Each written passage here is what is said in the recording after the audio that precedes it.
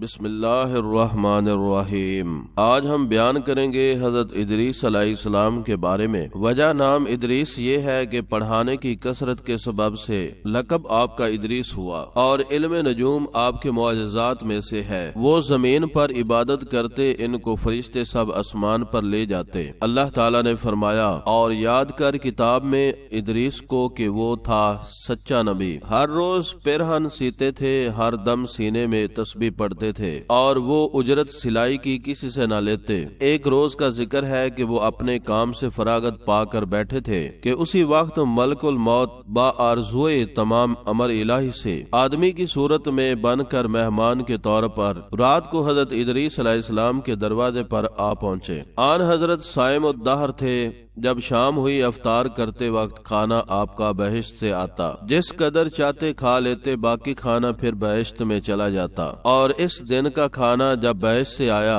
تو حضرت ادریس علیہ السلام نے وہ کھانا اس مسافر کو پیش کر دیا۔ مسافر نے کچھ نہ کھایا، قدم پر قدم رکھ کر عبادت کرتا رہا۔ حضرت ادریس علیہ السلام ان کا یہ حال دیکھ کر متعجب ہوئے کہ یہ کون شخص ہے۔ جب روز روشن ہوا، حضرت ادریس علیہ السلام نے ان سے کہا، اے مسافر، تو میرے ساتھ چل کہ خدا کی قدرت صحرا میں جا کر دیکھو۔ تب دونوں بزرگ گھر سے میدان کی طرف نکلے جاتے، ایک گیہوں کے کھیت میں جا پہنچے۔ حضرت مالک الموت نے کہا، چلو اس کھیت سے چند گوشے گیہوں کے لے کر ہم تم کھائیں۔ حضرت ادریس علیہ السلام نے فرمایا کہ جب عجب بات ہے، تو نے شب گزشتہ کو کھانا حلال نہ کھایا، اب حرام کھانا چاہتا ہے۔ پھر وہاں سے دونوں بزرگ ایک دوسرے باغ میں جا پہنچے، اور وہاں بھی انگور دیکھ کر حضرت اسرائیل علیہ السلام نے کھانے کا قصد کیا۔ حضرت ادریس علیہ السلام نے فرمایا کہ تصرف مالک غیر میں حرام ہے۔ پھر جاتے جاتے ایک بکری دیکھ کر اسرائیل علیہ السلام نے کھانے کا ارادہ کیا۔ پھر حضرت ادریس علیہ السلام نے کہا کہ بیگانی بکری کو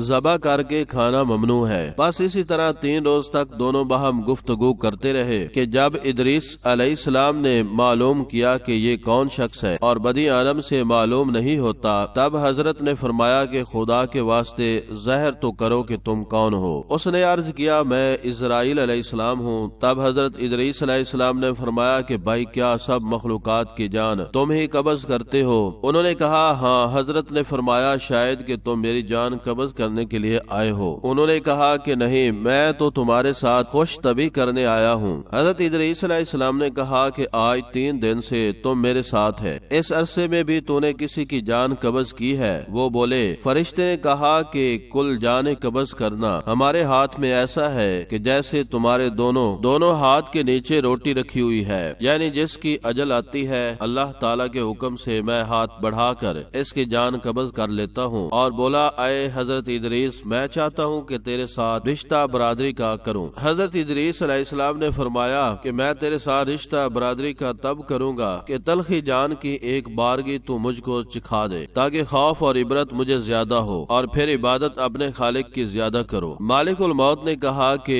بے رضائے الہی کسی کی جان قبض نہیں کر سکتا ہوں۔ تب حضرت ادریس علیہ السلام نے خداوند قدوس کی درگاہ میں عرض کیا، حکم ہوا کہ جان حضرت ادریس علیہ السلام کی قبض کر۔ انہوں نے حضرت ادریس علیہ السلام کی جان قبض کر لی۔ پھر مالک الموت نے خدا کی درگاہ میں دعا مانگی، پھر اللہ تعالیٰ نے ان کو زندہ کیا، اور حضرت ادریس علیہ السلام نے اٹھ کر مالک الموت کو اپنی گود میں لے لیا۔ دونوں نے آپس میں رشتہ برادری کا لگایا۔ پھر مالک الموت نے ان سے پوچھا کہ آئے بھائی، تلخی جان کنی کی کیسی تھی؟ وہ بولے کہ جیسے کسی زندہ جانور کی کھال سر سے پاؤں تک کھینچ لی جاتی ہے۔ مالک الموت نے کہا، آئے بھائی، قسم ہے رب العالمین کی کہ جیسا میں نے تیرے ساتھ احسان کیا ہے، ایسا کسی کے ساتھ نہیں کیا۔ حضرت ادریس علیہ السلام نے فرمایا، آئے بھائی، مجھے دوزخ دیکھنے کا شوق ہے، تو مجھ کو اس کے دروازے تک لے چل، تاکہ اس کے دیکھنے سے خوف الہی زیادہ ہو، اور میں پھر عبادت اور بندگی زیادہ کرو۔ تب مالک الموت نے خدا تعالیٰ کے حکم سے اس کو 7 طبق دوزخ کے دکھائے۔ پھر حضرت ادریس علیہ السلام بولے، آئے بھائی، مجھ کو بہشت دیکھنے کی آرزو ہے کہ اسے دیکھ کر خوشی حاصل کروں اور عبادت زیادہ کروں گا۔ پھر ان کو بہشت کے دروازے پر لے گئے، اور انہوں نے بہشت کے مناظر اپنی آنکھوں سے دیکھے، اور پھر کہنے لگے، اپنے بھائی میں تلخی جان کی چکھ چکا ہوں اور دوزخ بھی دیکھی، مگر جگر میرا مارے پیاس کے جل گیا۔ اجازت ہو تو بہشت میں جا کر ایک پیالہ پیوں۔ تب انہوں نے کہا تم وہاں سے واپس آنے کا عہد کرو۔ بوجہ شدید پیاس کے حضرت ادریس علیہ السلام نے واپس آنے کا عہد کیا کہ میں واپس آ جاؤں گا، اور بحکم الہی اپنی نالین درخت طوبہ کے نیچے چھوڑ کر بہشت میں داخل ہو گئے، کیونکہ عہد باہر آنے کا تھا اور نالین کو بھی درخت طوبہ کے نیچے چھوڑ کر آئے تھے۔ بہشت سے باہر نکل کر اپنی نالین کو لے کر بہشت میں جا کر درخت پر جا بیٹھے۔ کچھ دیر کے بعد مالک الموت نے ان کو آواز دی، اے بھائی تاخیر مت کرو۔ اس کے جواب میں حضرت ادریس علیہ السلام نے فرمایا، اے مشفق جبار عالم فرماتا ہے ہر چیز کو موت کا مزہ چکھنا ہے، اب تو میں مزہ جان کنی کا چکھ چکا ہوں۔ اور حق تعالی فرماتا ہے اور نہیں کوئی تم سے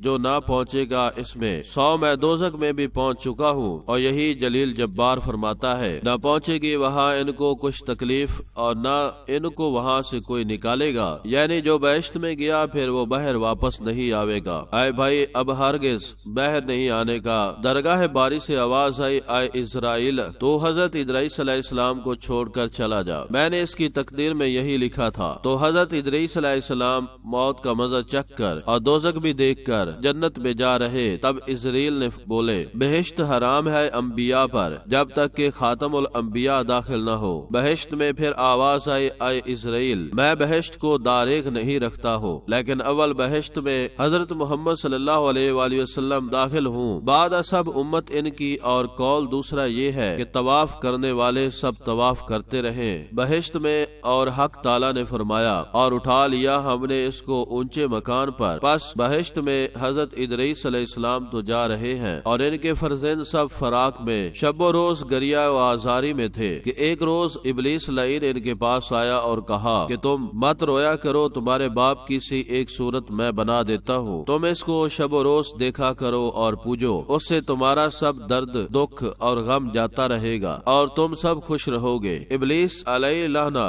نے ایک ایسی صورت بنائی کہ ان کی شکل میں اور اس میں کوئی فرق نہ تھا، صرف اتنا ہی فرق تھا کہ یہ صورت بات نہ کرتی تھی اور وہ لوگ اس صورت کو پوجا کرتے تھے، یہاں تک کہ رفتہ رفتہ بت پرستی تمام عالم میں پھیل گئی۔ مشرق سے مغرب تک یہ رواج جاری رہا، کوئی آدمی اللہ تعالیٰ کو نہ جانتا تھا، علم اور عمل ان میں مخفو تھا۔ بعد خدا تعالیٰ نے حضرت نوح علیہ السلام کو ان پر پیغمبر بنا کر بھیجا تاکہ ان کو راہ ہدایت کی بتا دیں۔ واللہ اعلم بالصواب۔ Thanks for watching video.